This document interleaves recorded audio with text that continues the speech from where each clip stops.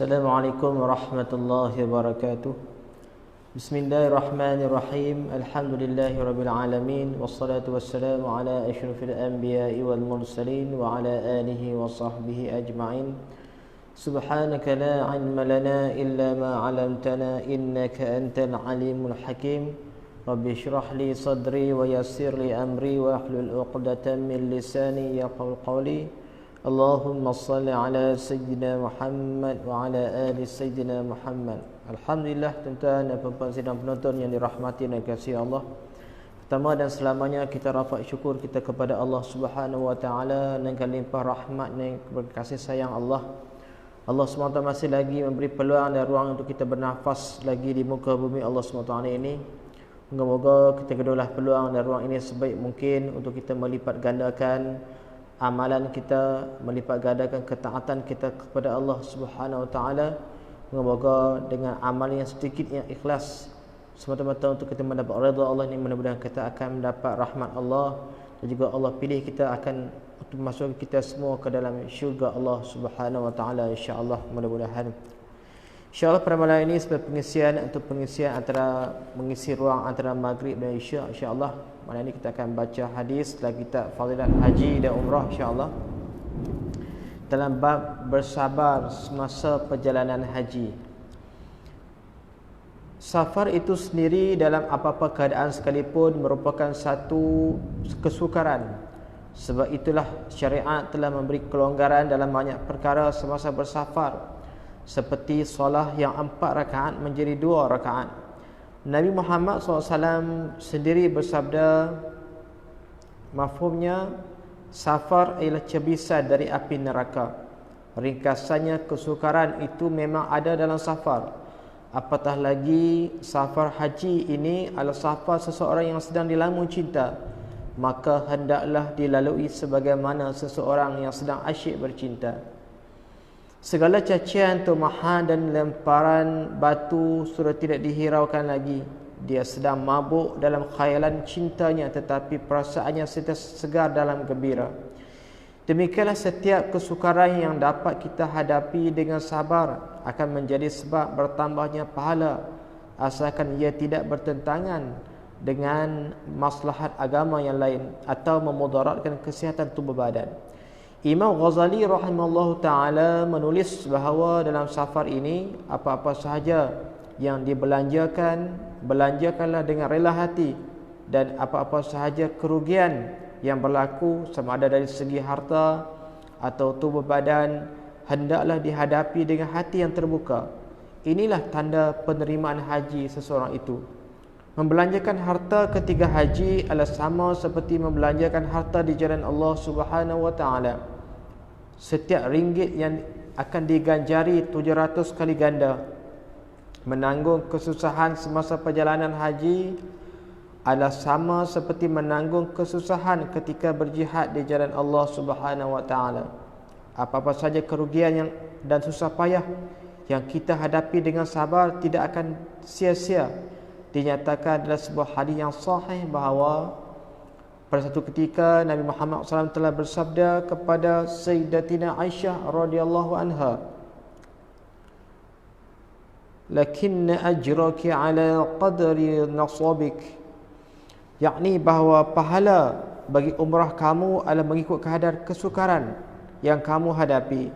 Jadi jelaslah dalam safar ini sebanyak mana kesusahan dan kesulitan yang kita hadapi, sebanyak itulah pahala yang kita akan perolehi. Tetapi satu perkara yang perlu diambil kira ialah kesusahan yang dimaksudkan ialah hanya kesusahan yang terpuji, yakni yang digalakkan, bukan kesusahan yang dilakukan tanpa sebarang sebab. Dalam kitab Sahih Bukhari ada sebuah hadis yang menyatakan bahawa pada satu ketika Nabi Muhammad SAW telah ternampak seorang yang tangannya diikat dengan tali dan seorang yang lain menarik tali tersebut untuk membawanya tawaf ke Baitullah. Lalu baginda SAW telah memotong tali tersebut dan bersabda, mafhumnya, pimpinlah tangannya untuk melakukan tawaf. Mungkin orang tersebut buta atau apa-apa keuzuran sehingga memerlukan bantuan orang lain.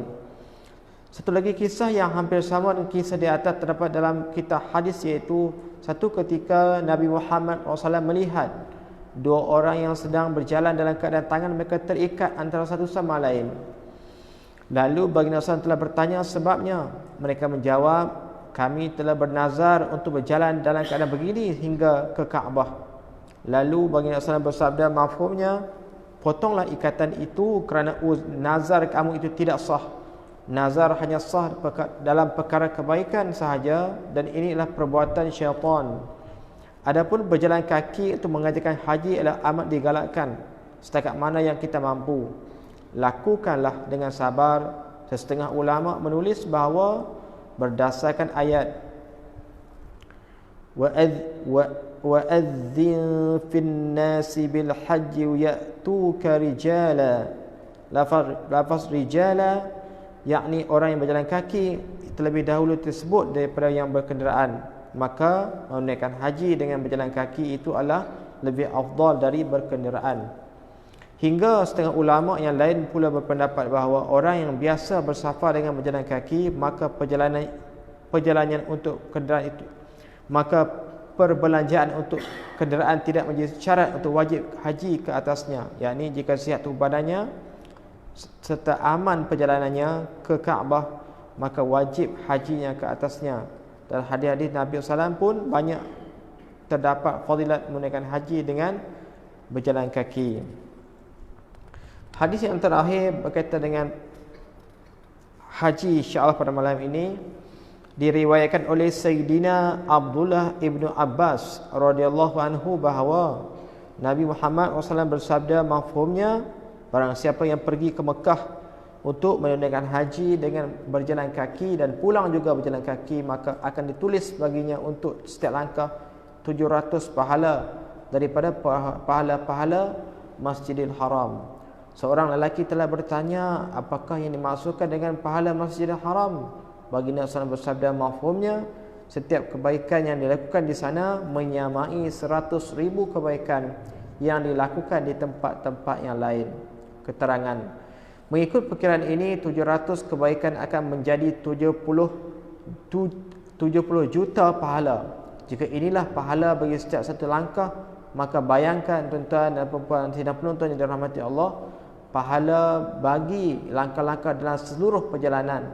Dalam sebuah hadis dinyatakan bahawa Sayyidina Abdullah bin Abbas radhiyallahu anhu telah berwasiat kepada anak-anaknya ketika waktu matinya supaya mereka pergi haji dengan berjalan kaki sambil membaca hadis di atas.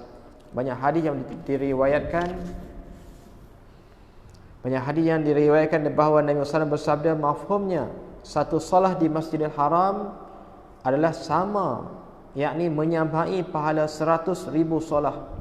Allahu Akbar. Hazrat Hasan Basri rahimahullah ta'ala berkata, sehari berpuasa di tanah haram adalah sama seperti berpuasa 100,000 hari di tempat yang lain. Satu dirham yang disedekahkan di sana, yakni di Masjidil Haram, menyamai pahala 100,000 dirham. Begitulah setiap amal yang dilakukan di sana, sama seperti 100,000 amal yang dilakukan di tempat lain. Di sini ada satu perkara yang amat penting untuk diberi perhatian, ialah sebagaimana setiap amalan baik di tanah suci digandakan 100,000 kali ganda, begitulah juga akibat daripada dosa yang dilakukan di sana juga adalah amat banyak. Oleh itu, setengah ulama berpendapat bahawa makruh untuk tinggal lama di Makkah Al-Mukarramah kerana manusia tidak akan dapat mengelak daripada melakukan dosa. Sedangkan melakukan dosa di sana, di Masjidil Haram, adalah amat besar kesalahannya. Sayyidina Abdullah bin Abbas radhiyallahu anhu berkata, untuk aku melakukan 70 dosa di Rakiyah, yakni satu nama di tempat yang di luar tanah haram, adalah lebih ringan daripada aku melakukan satu dosa di tanah haram. Perkara ini akan dibincangkan dengan lebih terperinci dalam hadis-hadis yang akan datang, insya-Allah. InsyaAllah pada malam ini tuan-tuan, suka saya nak baca sedikit biodata ringkas tuan-tuan, untuk kita mengambil pengajaran ataupun kita mengetahui tentang sirah para sirah hidup Rasulullah SAW. Dan juga malam ini insya-Allah saya akan bacakan sedikit biodata ringkas tentang isteri-isteri Rasulullah SAW. InsyaAllah ta'ala mungkin kita yang biasa tuan-tuan yang biasa pi haji ataupun umrah tuan-tuan, yang mana terutama kalau kita pi di Masjid Nabawi, insya-Allah tuan-tuan, bila kita sampai sana tuan, mungkin yang tak biasa pi, mungkin yang dah biasa pi pun kalau dah pi kali kedua pun tuan, hati tu berbunga-bunga tuan, nak pi jumpa Rasulullah SAW, nak pi ziarah Rasulullah SAW. Allahu akbar tuan, dan nak pi ziarah di perkuburan Baqi, yang mana di sana juga ada bersemadinya isteri sebagai isteri Rasulullah SAW, dan juga para sahabat dan juga wali-wali Allah di sana tuan-tuan. Kita kena usahakanlah tuan-tuan, insya-Allah benar-benar Allah pilih kita untuk kita dapat pergi ke bumi Haramain, untuk dapat pergi menunaikan haji dan umrah, insya-Allah.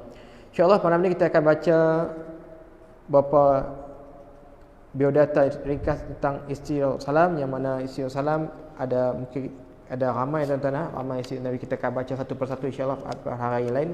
Malam ni kita baca satu dulu, insya-Allah, sebagai maklumat kepada kita tentang kerana kita tak berapa nak ambil berat sangat tuan-tuan, tentang berkaitan dengan sirah-sirah kenabian ini, dan juga berkaitan dengan keluarga Nabi, tentang diri Nabi sendiri kita tak tahu sangat. Hari ini insya-Allah kita baca sikit-sikit, insya-Allah kita dapat kefahaman, dan dapat kita dapat sebagai usaha untuk kita nak beri rasa cinta kita dengan Nabi, cinta kita dengan ahli keluarga dan sahabat-sahabat Nabi, insya-Allah mudah-mudahan. Maklumat isteri-isteri Rasulullah SAW. Kita sentiasa rindu untuk mengetahui keadaan isteri-isteri dan anak-anak Rasulullah SAW. Sepatutnya setiap orang Islam mempunyai perasaan sedemikian. Oleh sebab itulah ehwal kehidupan mereka ditulis secara ringkas. Sekiranya hendak ditulis ehwal mereka secara terperinci, maka memerlukan sebuah kitab yang besar. Ini kata penulis dan kitab ni, insya-Allah. Para muhaddisin dan para sejarawan telah sepakat mengatakan bahawa pernikahan Rasulullah SAW ialah dengan 11 orang wanita. Bilangan isteri yang lebih daripada bilangan itulah yang diperselisihkan.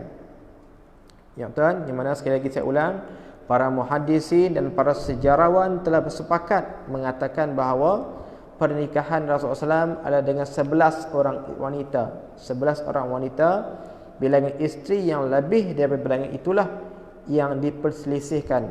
Perkara lain yang disepakati oleh mereka ialah Sayyidatina Khadijah radhiyallahu anha, yang merupakan seorang janda, ialah wanita pertama yang dinikahi oleh baginda Rasulullah SAW, iaitu Sayyidatina Khadijah. Sekali lagi, Sayyidatina Khadijah radhiyallahu anha, yang merupakan seorang janda, ialah wanita pertama yang telah dinikahi oleh baginda sallallahu alaihi wasallam. Umur baginda SAW ketika itu ialah 25 tahun, dan Sayyidatina Khadijah radhiyallahu anha ketika itu pula berumur 40 tahun. Semua puteri-puteri Rasulullah merupakan hasil daripada perkongsian hidup dengan Sayyidatina Khadijah radhiyallahu anha, kecuali Sayyidina Ibrahim radhiyallahu, penerangan tentang mereka akan diceritakan nanti, insya-Allah. Pada mulanya Sayyidatina Khadijah dirancang untuk dikahwinkan dengan Waraqah bin Naufal. Ini pada sekali lagi saya ulang, pada mulanya Sayyidatina Khadijah radhiyallahu anha dirancang untuk dikahwinkan dengan Waraqah bin Naufal, tetapi pernikahan itu tidak jadi. Selepas itu beliau telah berkahwin dengan dua lelaki lain. Ahli sejarah berselisih pendapat tentang orang yang mula-mula berkahwin dengan Sayyidatina Khadijah antara mereka berdua. Kebanyakan mereka berpendapat bahawa pernikahan pertama Sayyidatina Khadijah radhiyallahu anha ialah dengan Atiq bin Aiz, yang menghasilkan seorang puteri yang bernama Hind. Setelah dewasa, Hind telah memeluk Islam dan mendapat beberapa orang anak. Sebagai ahli sejarah pula menulis bahawa dengan Atiq, Sayyidatina Khadijah radhiyallahu anha juga mendapat seorang putera yang bernama Abdullah ataupun Abdul Manaf. Selepas Atiq, Sayyidatina Khadijah radhiyallahu anha berkahwin pula dengan Abu Halah. Melalui Abu Halah telah lahir anak-anak yang bernama Halah bin Hind. Kebanyakan ahli sejarah mengatakan bahawa kedua-dua mereka ialah lelaki Tetapi ada juga mengatakan bahawa Hind ialah lelaki dan Halah ialah perempuan. Hind telah hidup sehingga zaman pemerintahan Sayyidina Ali radhiyallahu anhu. Setelah Abu Halah meninggal dunia, Sayyidatina Khadijah radhiyallahu anha telah berkahwin dengan Nabi Muhammad SAW.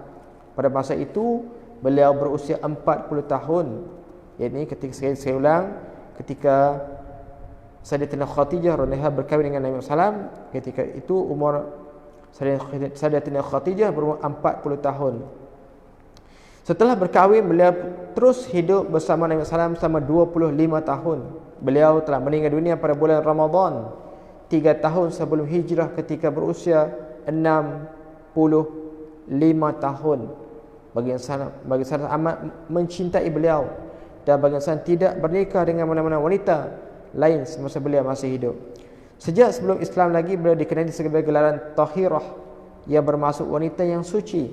Oleh sebab itu, anak-anak beliau dengan suami yang lain dinamakan Bani Tahirah. Kelebihan-kelebihan beliau banyak didapati dalam kitab-kitab hadis. Sewaktu beliau meninggal dunia, baginda Sallam sendiri yang turun ke dalam kubur untuk mengkebumikan beliau. Pada masa itu solat jenazah belum disyariatkan lagi. Selepas kematian Sayyidatina Khadijah radhiyallahu anha pada tahun yang sama, bulan Syawal, Rasulullah SAW telah mengahwini Sayyidatina Aisyah radhiyallahu anha dan Sayyidatina Saudah radhiyallahu anha.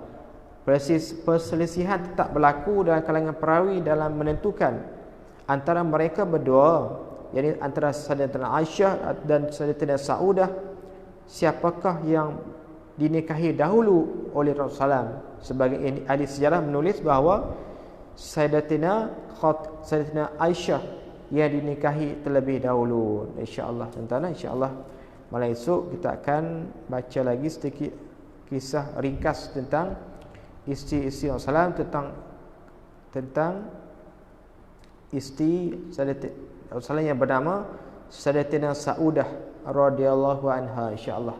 InsyaAllah sebagai penguasian, insyaAllah mudah-mudahan sebanyak yang kita baca biodata tentang kisah ataupun pribadi isteri pertama Rasulullah SAW, itu Sayyidatina Khadijah radhiyallahu anha, yang mana isteri Sayyidatina Khadijah adalah isteri pertama Rasulullah yang dinikahi Rasulullah, dan beliau sangat banyak berjasa dalam agama Allah SWT, yang mana banyaklah kisah-kisah yang tuan-tuan boleh rujuk sendiri, tuan-tuan yang boleh rujuk dalam kitab-kitab sirah tentang Sayyidatina Khadijah ini, yang banyak berkorban bukan saja harta, nyawa, dan juga dia infakkan di jalan Allah SWT demi untuk menegakkan syiar Islam di ketika itu. Tuan-tuan, kita kena banyaklah membaca lagi sirah-sirah Nabi, tuan-tuan, berkaitan dengan Nabi SAW, dan juga tentang kisah-kisah orang yang sentiasa dekat Rasulullah. Siapa dia?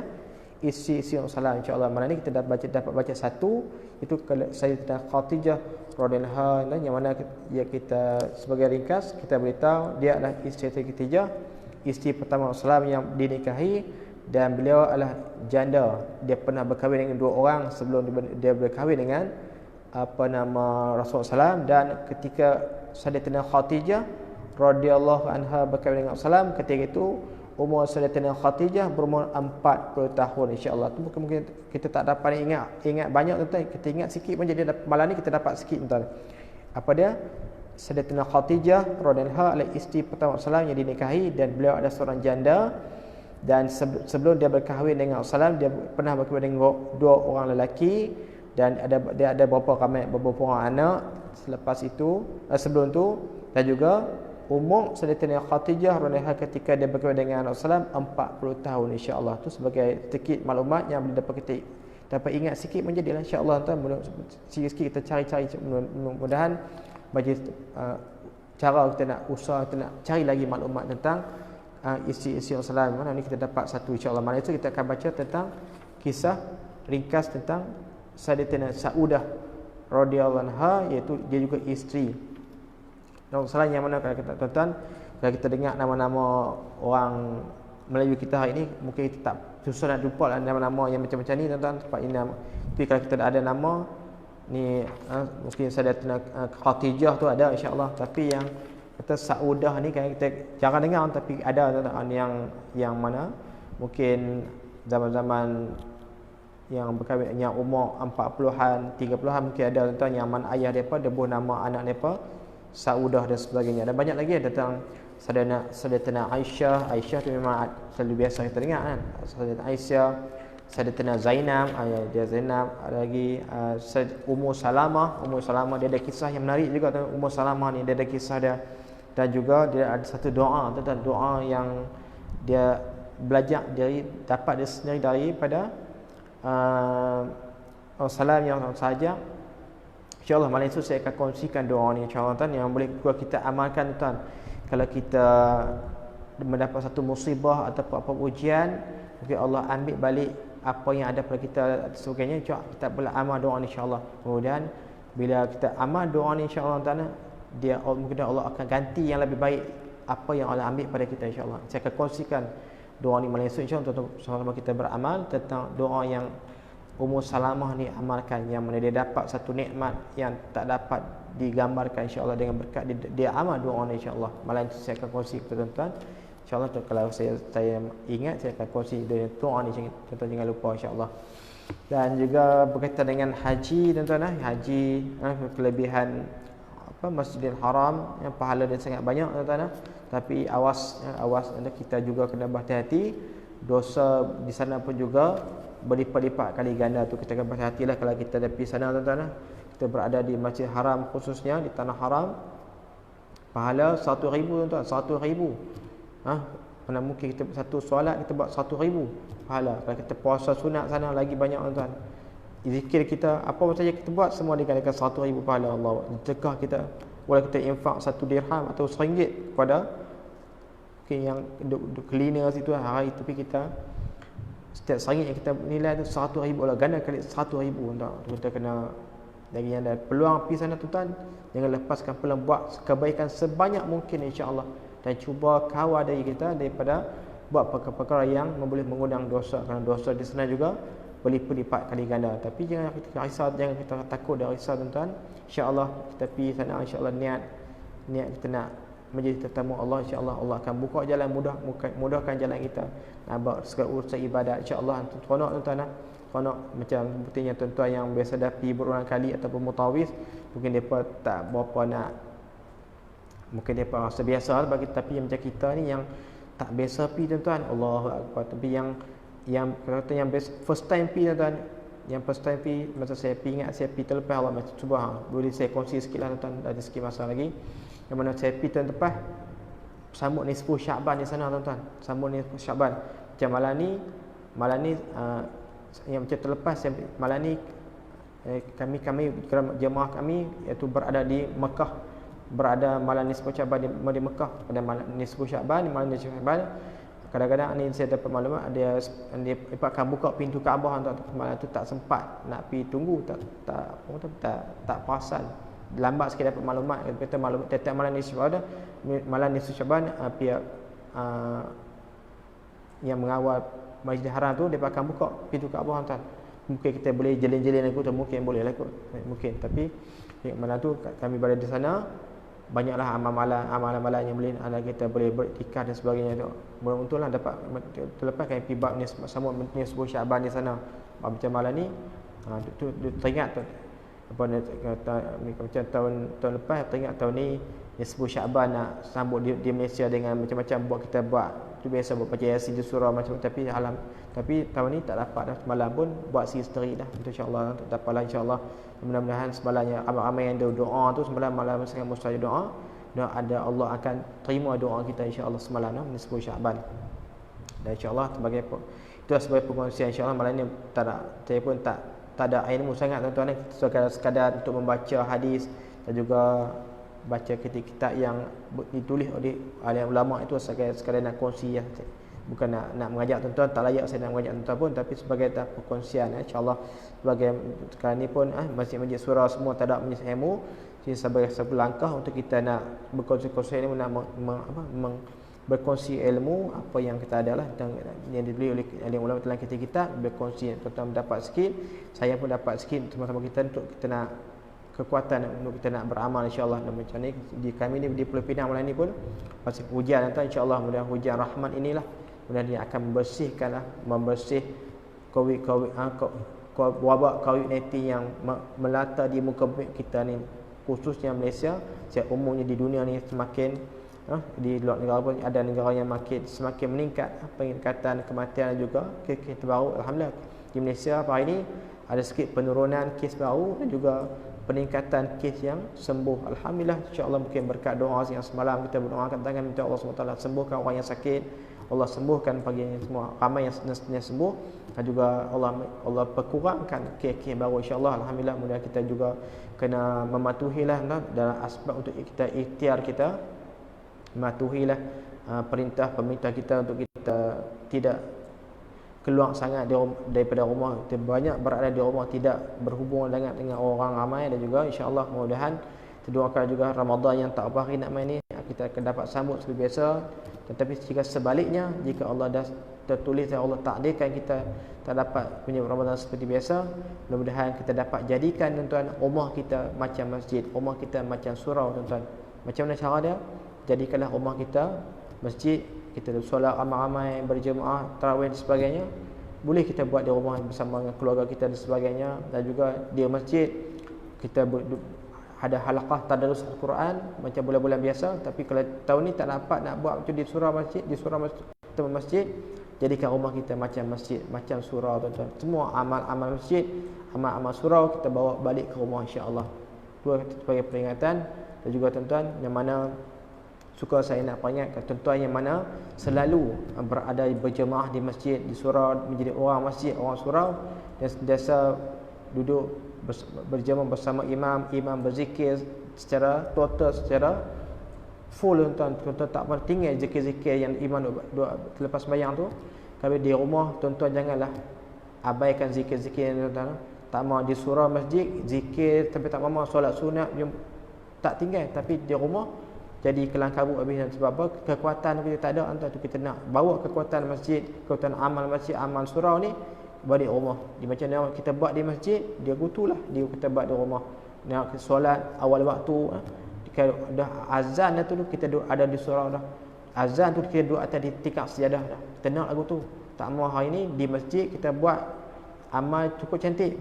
Dah di masjid tak boleh main hari ni, di rumah sembahyang maghrib pun dah ujung-ujung waktu kita tak mau macam tu. Zikir pun zikir lebih-lebih kurang zikir tu, kita tak mau zikir tinggal zikir macam tu insya-Allah. Nah, kita nak macam mana kita buat di masjid, itulah kita bawa di surau, di rumah kita. Tak mau zikir tinggal lebih kurang, zikir cincin-cincin. Nah, ayat kursi lepas sembahyang tak baca dah. Zikir 3 kali tu tak baca dah. Semua nak ringkas di rumah, kita tak mau macam tu. Nah, Quran jangan tinggal tuan-tuan. Kalau macam mana Quran jangan tinggal, baca je insya-Allah. Mudah-mudahan Quran ni akan beri syafaat kepada kita insya-Allah. Mudah-mudahan apa yang kita dengar pada malam ini insya-Allah sebagai pengongsian ringkas, mudah apa yang kita dengar menjadi sumber ilmu. Itu mudah-mudahan Allah beri kekuatan taufik kepada kita beramal dan kita sampaikanlah kepada yang lain insya-Allah. Subhanakallahumma wa bihamdika asyhadu an la ilaha illa anta astaghfiruka wa atubu ilaik. Assalamualaikum warahmatullahi wabarakatuh.